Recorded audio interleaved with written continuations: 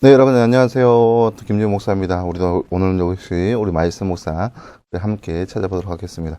오늘 말씀은 갈라디아서 2장 11절에서 21절 말씀입니다. 갈라디아서 2장 11절에서 21절 말씀 먼저 보도록 하겠습니다. 그런데 게바가 안디옥에 왔을 때 그가 책망받을 만한 일을 해서 내가 그를 면전에서 책망하였다. 야고보에서 몇몇 사람들이 오기 전에 그가 이방인들과 함께 음식을 먹고 있다가 그들이 오자 할례자들이 두려워하여 그 자리를 떠나 물러가니 남은 유대인들도 그와 함께 위선을 행하였고 바나바까지도 그들의 위선에 끌려갔다.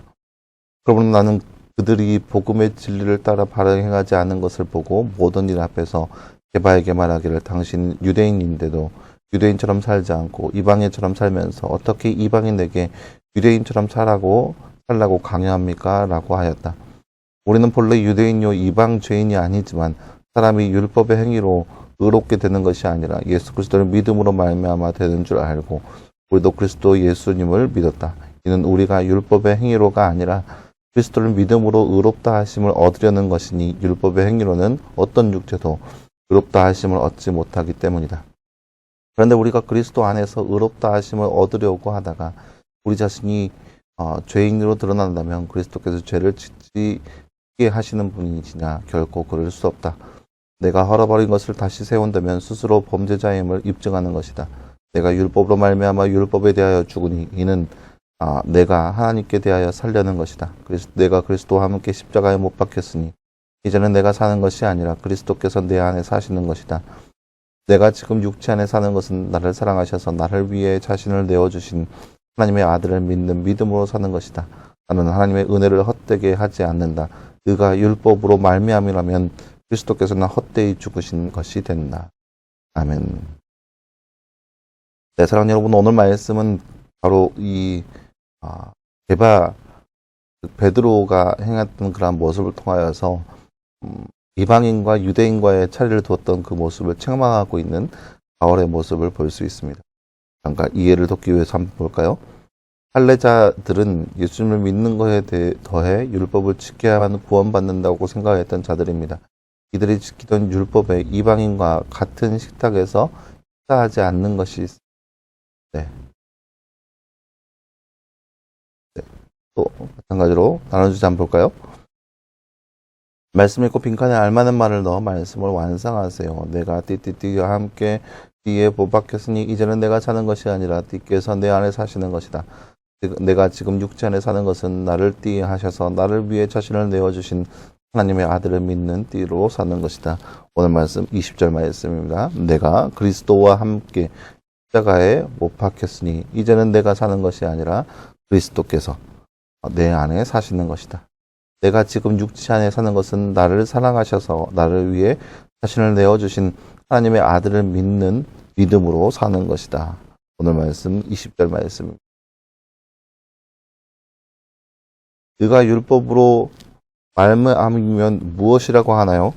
네, 문제가 많이 그렇죠.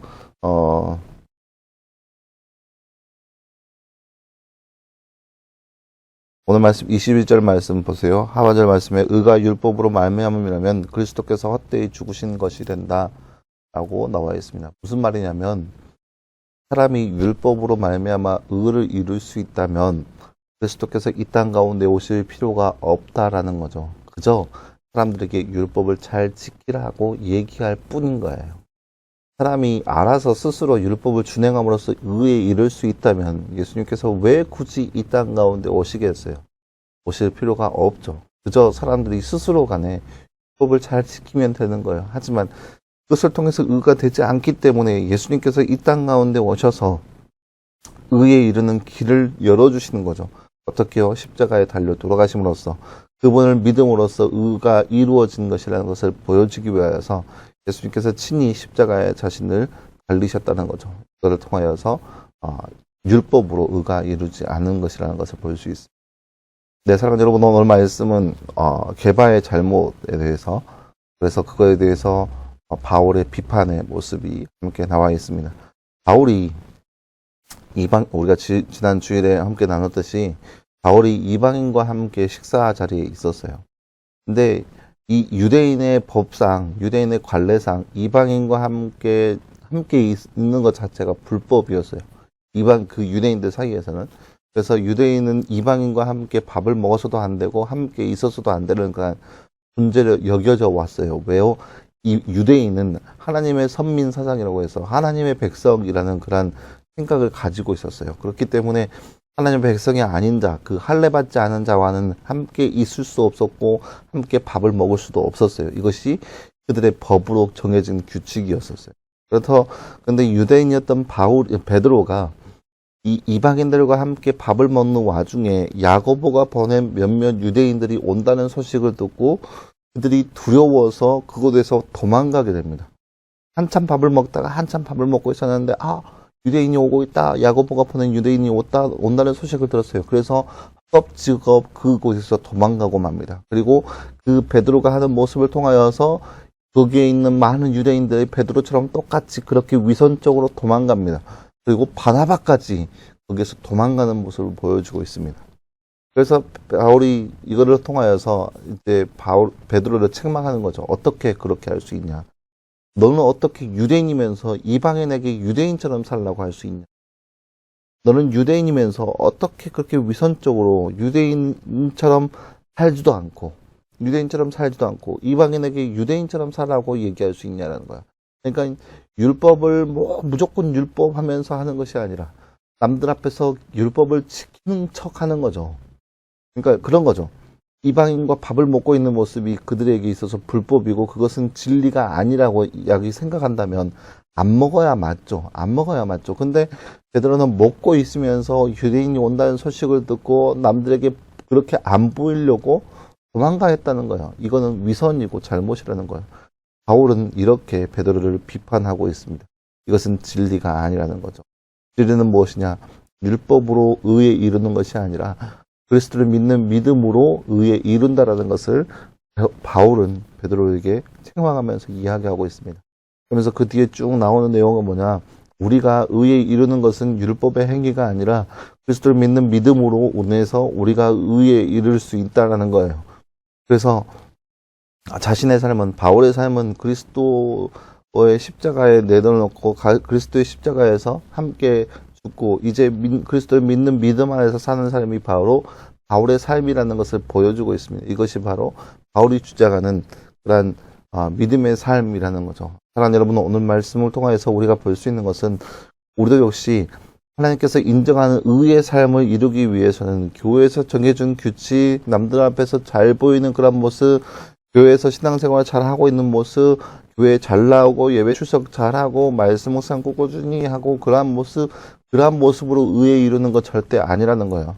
물론은 그것을 하지 말라는 얘기가 절대 아니에요. 여러분 오해하지 마시고 그것을 함을 통하여서 이제 나는 구원받았다 그런 생각을 하지 말라는 거예요. 그것은 절대로 진리가 아닌 것을 바울은 오늘 얘기를 하고 있습니다. 교회 안에서 으뜸인 자, 교회 안에서 무엇을 하고 뭐를 하고 해서 남들이 봤을 때 정말 대단한 사람이다. 남들이 봤을 때 저 사람은 참 진리 안에 머물러 있구나. 그렇게 이야기하고 있는, 그렇게 생각하는 그런 사람들이라 할지라도 그는 여전히 의롭다 여김을 받을 수 없다라는 거예요. 그런 행위를 통하여서 어떻게 그렇게 의롭다 여김을 받을 수 있냐? 바로 예수 그리스도를 믿는 믿음으로 의롭다함을 받는다라는 거예요. 따라서 사랑하는 여러분, 이 시대를 살아가면서 우리가 행위로서 구원받을 수 없다라는 것을 반드시 기억하고 예수 그리스도를 끝까지 믿음으로 살아갈 수 있는 삶, 바울의 고백처럼 나는 이제 죽고 그리스도를 믿는 믿음 안에서 사는 삶이 바로 나의 삶이다라고 고백할 수 있는 삶이 바로 이 시대에 저와 여러분의 삶이 되기를 간절히 소망합니다. 함께 기도하겠습니다. 사랑하는 하나님 감사합니다. 주님, 오늘 말씀을 통하여서 율법으로는 사람이 의롭다 여김을 받을 수 없다라는 것을 말씀을 통해서 바라보았습니다. 사랑하는 하나님, 이 땅 가운데 우리가 살아가면서 남들 앞에서 잘 살고 착하게 살고 있는 그런 모습으로 만족함을 누리는 것이 아니라 예수 그리스도를 온전히 믿는 믿음 안에 살아가는 우리의 삶 될 수 있도록 언제나 함께하여 주시옵소서. 그저 행위로서 우리가 올바르다, 의롭다 여김을 받는 것이 아니라 예수 그리스도를 믿는 믿음 안에서 그렇게 의롭다 하심을 받을 수 있사오니 늘 믿음 안에 살아갈 수 있는 우리의 모습 되게 하시고 우리의 믿음 없는 모습들을 주여 불쌍히 여겨주시사 우리 가운데 믿음 더하여 주시고 믿음으로 하나님께서 원하시는 그러한 삶을 살아갈 수 있는 우리의 삶 될 수 있도록 주께서 역사하여 주옵소서. 이 모든 말씀 감사드리며 살아계신 예수님의 이름으로 기도하였습니다. 아멘. 네, 사랑하는 여러분 감사합니다. 오늘 하루도 늘 말씀 안에서 승리할 수 있는 저와 여러분 되기를 간절히 소망하고 내일도 역시 말씀 묵상 계속 진행됩니다. 말씀 묵상을 통하여서 하나님을 더욱더 알아갈 수 있는 그런 삶이 되기를 간절히 소망합니다. 여러분 수고했고요. 내일 역시 말씀 묵상으로 찾아보도록 하겠습니다. 여러분 수고했습니다.